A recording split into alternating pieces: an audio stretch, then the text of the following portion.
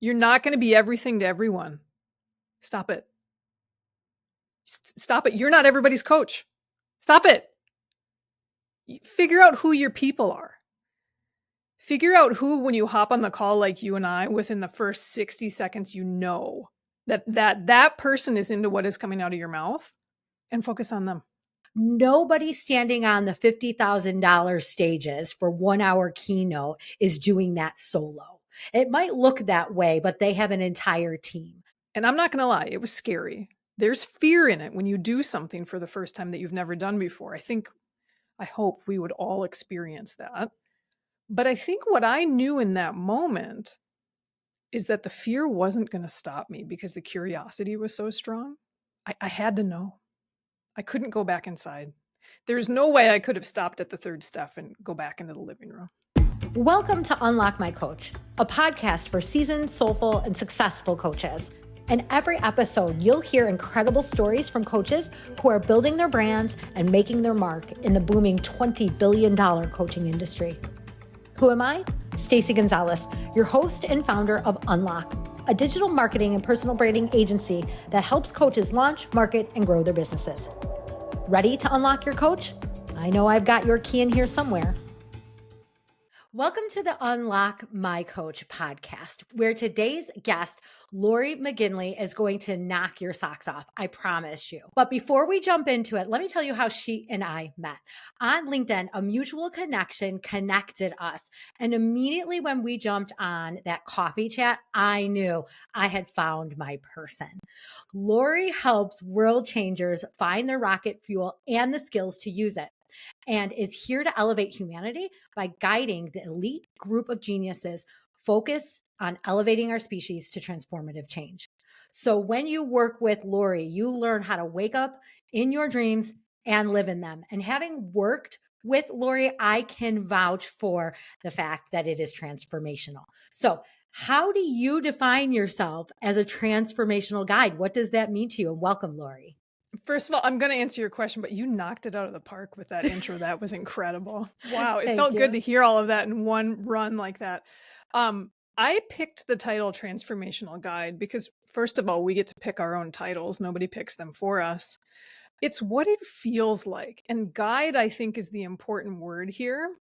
What I'm doing, I have done in my own life hundreds of times.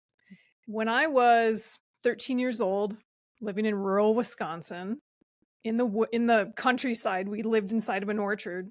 It occurred to me that if I just waited up at night until everybody was asleep, I could just leave and explore on my own. And so I left barefoot, summertime, no flashlight, cell phones didn't exist. I didn't leave a note. I just went out into the orchard and into the bluffs around our house.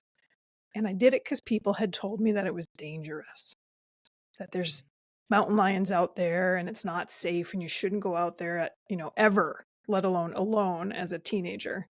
And the more I did it, the more comfortable it got. And I remember that feeling of leaving that cone of light that was the yard light in our driveway. The first time I was scared. And as I kept doing it, I got more and more comfortable. And I call myself a guide today, a transformation guide, specifically because I'm obsessed with how humans make huge transformation in their life. And I've treated my own life as a living laboratory of that. And I promise you, there is nothing on your journey that is scary to me anymore. I know you think it's scary. I know that's real for you. But I'm a very calm heartbeat in this nighttime path with no flashlight. I don't need a flashlight. We're good without it. And so when you work with me, know that when you freak out, and you will, we all do, I got you. I'm at ease here. When you took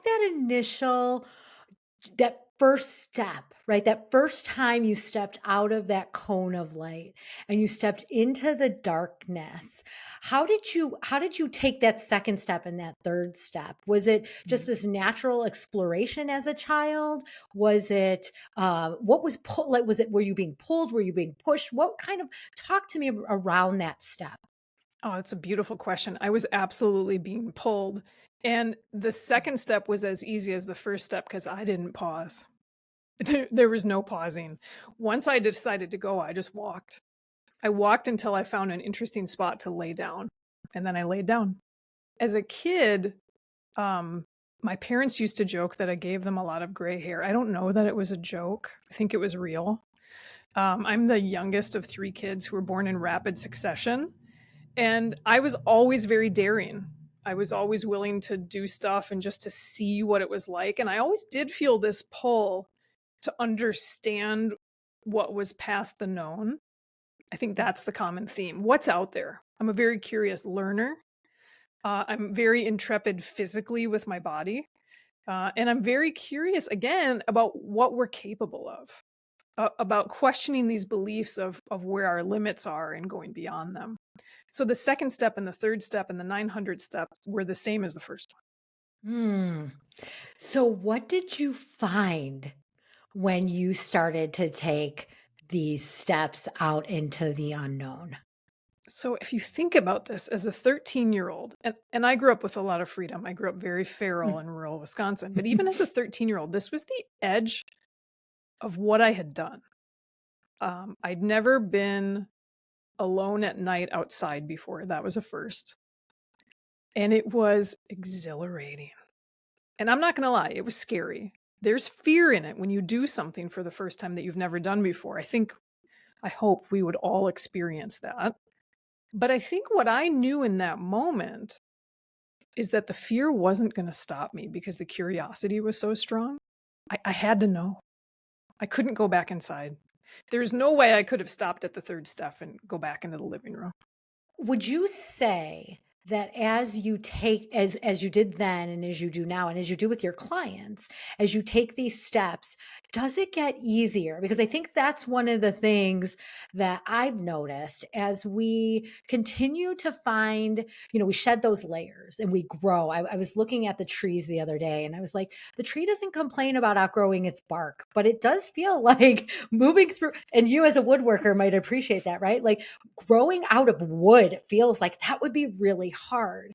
So does it get easier? Because I think that's the thing that people want to come and work with a guide, a coach for, because it's really hard to do it on our own. And they still have to do the work, right? You said it's going to be scary. I'm going to hold your hand through it. But and what's the turning point when it starts to get easier, or does it? I love this question because this is an arc of honestly at least 3 decades of my own exploration personally and helping. And Stacey, I don't have a way to quantify how many people I've helped through this because I kind of started around that age, around age 13. I kind of started playing with this in middle school. Does it get easier? So let's go with your metaphor of the bark. And actually, I have a visual. I don't know if people will be watching this visually, but so what happens when a tree outgrows its bark? Oh, look at this. Is you see the cracks in the bark.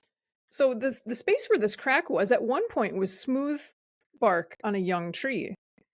And as the fibers on the inside of the tree grow, it literally splits its skin and it backfills. And another layer grows in under this. And some trees, this is a silver maple, they'll shed these pieces and they'll fall off because the tree doesn't need it anymore. So it lets go of it. And what does it feel like when we do it? I promise you the first massive transformation that you go through in your life, especially if you hire someone to go through it with you. And I just got to be perfectly clear. You're just not going to get as far if you do it on your own. I know you're strong and I know you're capable and I know you're good at reading, but you're not going to push yourself as hard as somebody else would because that fear thing is there. It's hard for us to get out of our own way with fear. Imagine if the tree wouldn't allow its own bark to split. It would stagnate, right? It could only get so big of a diameter if it was scared of the bark splitting. Now, I don't really want to think about what it would feel like if my skin split, but I can't help myself. And now I'm kind of doing it. I'm grossed out a little we're bit. Close to Halloween. Go for it. But it would be kind of the same thing. Imagine that pain. None of us would let that happen to our own bodies. So in a way, the tree knows something that we don't know. Does it get easier? Oh, this is a complex answer. You happen to be asking me on a day when I'm having a hard time with one of my own changes in my life. I am obsessed with how I can change. I am always poking around at the edge of that limit, seeing what I can do. And I'm in the middle of a really big one. I'm scaling my business right now. And I'm having a bad day, Stacey. I'm having a day where I don't want to let the bark split. I kind of want to shrink back a little bit and let it stitch back together and just go back to what was comfortable. So on the one hand, yes, it gets easier. If you hire somebody and go through this with somebody else, you are going to blow your mind at what you're capable of. And the next one, you will have that confidence to understand that you can do more than you thought you could do. I don't know. I'm probably on my 9 millionth change cycle here. It's still hard. It's still hard. And it gets me. And I'm obsessed with this. And I lead people through it all the time. And it's getting me. I know exactly what is happening in my life. And it's getting me. Thank you for sharing that and being so open and honest and transparent and vulnerable. And I too have been feeling, especially in the last 3-4 days, that just wave coming through. And oftentimes I think part of the hard is the things I just can't see and maybe we'll never see in this lifetime, but have to trust that in some other spaces and places, I'm moving things energetically. And that part of it, not only for my behalf, but for the others that I impact. And so maybe it won't be as hard and maybe they will take a step. At Can least we that's talk about what that I tell trust for a myself. second? That hit. I felt that hit. That trust thing, if I can go back to the 13-year-old on the orchard, I think the only reason I could take that first step is that I trusted that it would be okay. Now, every adult in my life had told me as early as I could remember that we don't do that. We don't go out alone at night. It's dangerous. There's predators out there. And something in me must have allowed the trust, or at least the curiosity was a stronger pull than the fear. So the trust happened by default. Because I think as humans, we don't make that move unless we trust it. Right? Yeah, there's something on the other end of that. And for me, it feels like it's a golden cord, right? That's just a little golden, just a little, it's a little, and nothing that's ever going to overtake us, but just a tug enough that if we can just enough hold on and follow, we'll be okay. And I What think do you that's think what on the other you're, side of that golden cord? I have to know. mm, I think it depends on your framework of the language that you use around whether you want to call it source, God, highest self, angelic beings, your guides. I don't the deeper I go into some of that type of work, the less language is able to really put words around that which we know, but don't have words to describe. I've got a pondering around that I think the other end of that golden cord might be the future successful version of myself. It might be me pulling me. Maybe you pull your highest best self. Yeah, or I'm somebody who believes there's infinite versions of future me. The things you're doing today and I'm doing today define who we are in the future. And there's lots of ways to be Absolutely. today. And so I wonder sometimes, and I love this metaphor of the golden cord. Like I feel that. I don't know if that's what pulled me out into the orchard. I'm sure glad it happened though. Maybe it was today me being like, come on, kiddo. Let's go. You can do this. You got it. Yeah. Yeah, and it's us redefining for ourselves what success is. And so you mentioned, you're taking your business to a next level. I've seen some of your posts about it and this idea of what scaling now means. So talk a little bit about what made you decide I'm gonna do this with a team, because that's been a very different decision. I know for me, that's been a key unlock for me. I'm not a solopreneur. I'm not. Yep.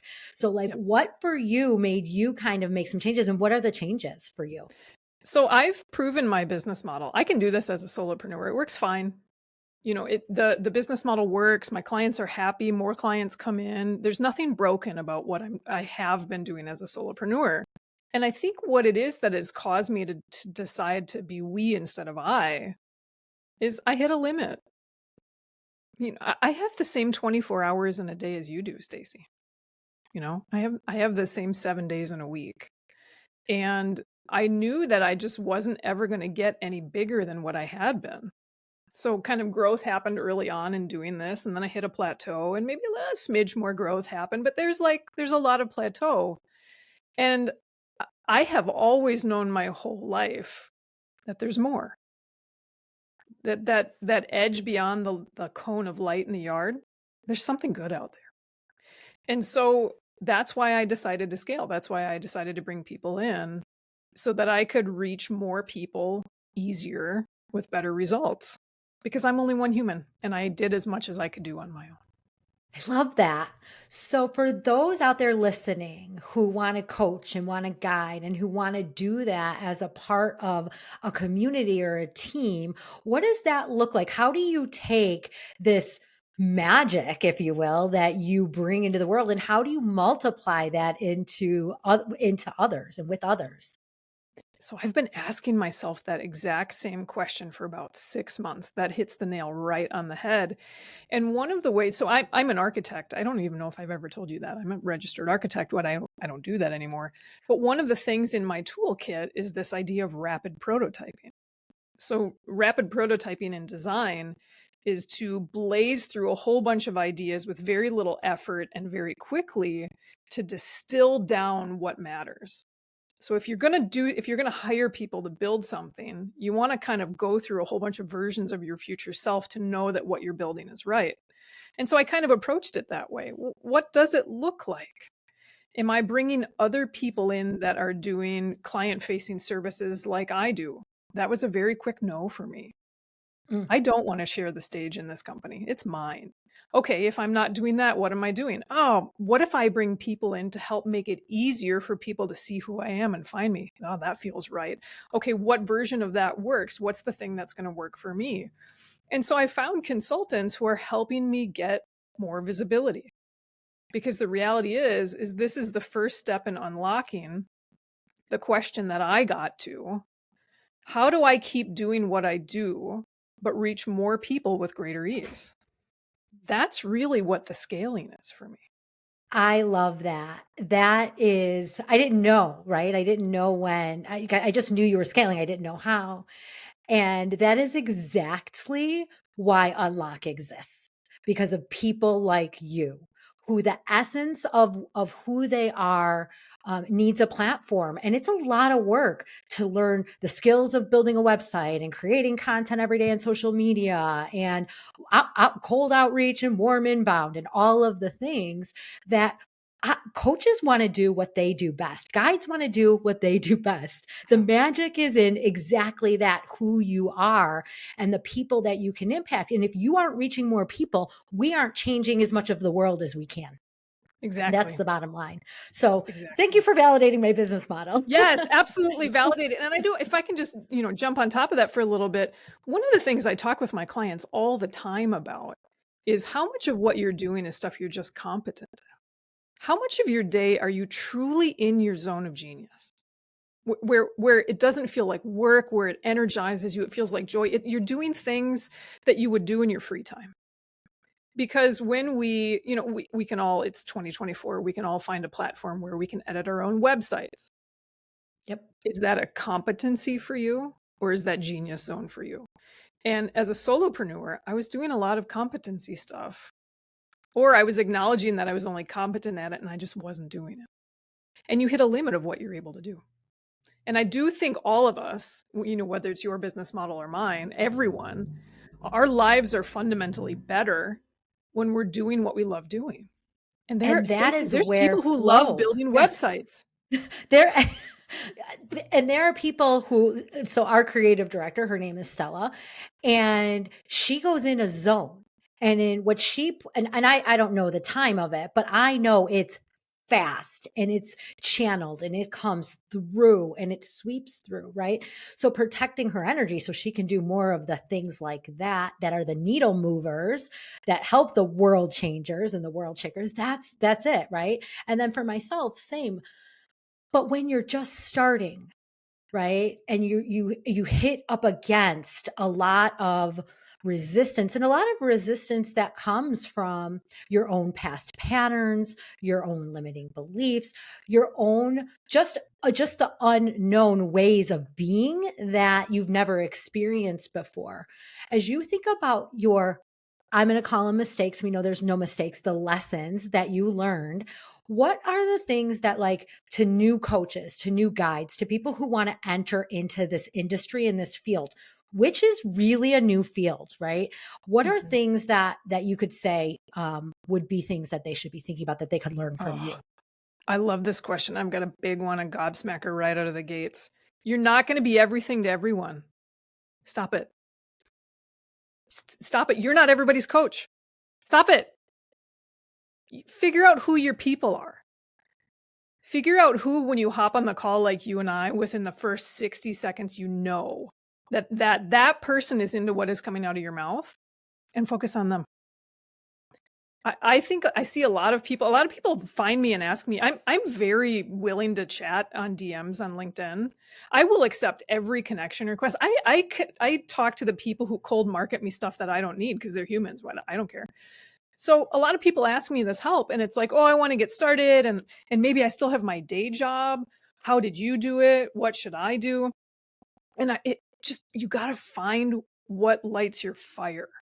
And one of the things I learned, one of the lessons I learned really early on, is that there is a slice of people that I love talking to. I am energized. I am in it. Stacey, you are in that slice. Thank you. And then there's a huge wedge, the rest of the pie chart. I can do it, just like I can update a website. I think I'm effective. I think they move the needle on their dream. I don't like it. I don't have energy when I'm doing it. I don't look forward to the call. And so if you hop on a discovery call with me, I want you to know I'm vetting you as much as you're vetting me. Absolutely. Because for every person, especially in the way you're building your business, and like we talked about earlier, what you have, for every person that you say yes to, there's 10 people that potentially are a no. And so you got to be really careful with those yeses. And it's really hard at the beginning when you don't have a lot of business and you're really relying on the business for your financial means. And so that's where the trust and the faith and the sticking by your vision and your purpose come in. So talk to me about that. How does that play in when you are pressed with other, needs potentially? And how do you stay aligned with your purpose and your vision in those moments? So I am always wondering about my purpose. And purpose I want to take outside of the context of a business model for a second. I really have always been in pursuit of why I'm here. And what I mean by why I'm here, why I landed in this body on this planet at this time. What am I here to do? I have always known that there is something big for me to do, and I'm obsessed with what that is. And so in terms of purpose of my business, I'm constantly kind of checking myself when I'm interviewing new people who are thinking about hiring me. Is this in alignment? And I'm really crystal clear on what I'm here to do. I am here to elevate humanity, and I'm here to do that in a very specific way. I fully believe there is an elite group of world-changing geniuses who are focused on climate, who have the ability to elevate how our species lives on this planet for generations to come. I am here to unlock their potential, period. And so, of course, there's times when it's tempting. If you're a coach, probably your income is going to come in flows and ebbs and cycles and seasons. And, there's an enrollment season and there's a not enrollment season. I've seen that. And it is real tempting in the low season to pick up work that isn't very nourishing to the purpose. And you just got to be clear with yourself, because if you take that work on then and you get booked, who are you not there for? Exactly. Who are you saying no to? And that person might just very well be your next conversation that you miss, or you don't notice because you're preoccupied with the wrong conversation or the wrong client. Yeah. So thank you for validating that. I think that's a lot, especially when people want to move out of their 9 to 5 and full time in. And for those of us like me who had 20 years of experience but that doesn't mean I know anything about being an entrepreneur. I know anything about the ups and downs and the ebbs, like you said, the ebbs and flows of the income variability that happens. So Hold on, can we open that up just for a second? Because there's a thing about being an expert and being a novice that's really important about this. I mean, you have deep expertise in what you were trained and you came up in, right? At some level, you could probably phone that in from the couch, right? You knew what was coming, you knew what to expect. And when you're in a realm where you're an expert and you can predict what's coming and you decide to be a solopreneur, that's a whole lot of new stuff for that beautiful mammal that you live in. And we evolved to avoid new stuff. So if you get to mid-career and you've got decades of experience and you know how to do your job, and all of a sudden you feel the pull to do something vastly different, guess what's going to happen once you commit to it? That beautiful mammal that you live in is going to freak out. It's going to talk you out of it. All of these protective behaviors are going to come in. I call them fear squirrels. You know how squirrels, especially this time of year in the fall, have this kind of like manic energy? Imagine if, your self-limiting thought was a squirrel running up your arm towards your neck. You'd pay attention to that one. But if you could imagine holding that little squirrel and rubbing its little belly and saying, thank you so much for trying to keep me alive and keep me in what I know and keep me in this realm where I'm an expert and I feel comfortable. Thank you so much. This dream isn't going to die. You can go take a nap now. It's really important to honor that when you jump into something very different, whether you're hiring somebody to make a transformation or you're starting your own coaching practice, your body's going to freak out and it's going to talk you out. And it's going to want to talk you out of it, but it's an opportunity for you to find parts of yourself that have been dormant for a while, right? And the picture I'm getting is back to like that childlike wonder when you stepped out of that cone of light and into that space of darkness. It wasn't as scary because when we're young, we don't have, those years and years of experience to tell us something, right? So it really is going back to that. And I think those of us who are called to change the world are a very small minority. We're the 10%, if you will. And so it's going to take a lot more. There's a lot more resistance from others. And then there's a lot more resistance from what potentially, we've grown up with, conditioned by. So it does take somebody like you to help us walk through those I'm sure moments. you've experienced this because you're talking about it in such an intelligent way, is that, the older you get and the more fear that you log in your system, the harder it is to take those steps. Now, I have to ask myself, if I had taken that first step at 43 instead of 13, could I have done it? I don't know. I might have needed a teenager there to hold my hand. Right? And that's the thing that happens. A lot of people hire me when they're in their mid-career and they're feeling very stuck. And one of the things that happens with ambitious people generally are very good at focusing and getting stuff done. And when you focus, really what you're doing is saying, maybe there's 200 options here, but I'm going to take 199 of them and I'm going to put them behind me because I'm going to focus on this one. And when you do that for decades, you're on a very narrow path and it feels very high stakes. And sometimes you feel stuck. It feels like you're trying to thread a needle with what you're doing.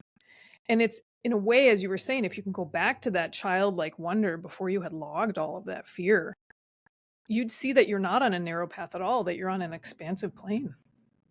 And you can go anywhere you want to go. Absolutely. The future is unlimited possibilities. And so as you mentioned earlier, can you just share a little bit around, because it sounds like you're also shifting, you're working with people around visibility. And so one of the things that is really important to us and why we wanted to do this podcast is to talk about the various ways that coaches think about their marketing, their branding. What would you say is the importance of your own personal brand in today's day and age? And how do you get your message into the world as a transformational guide? Yeah, thank you for that.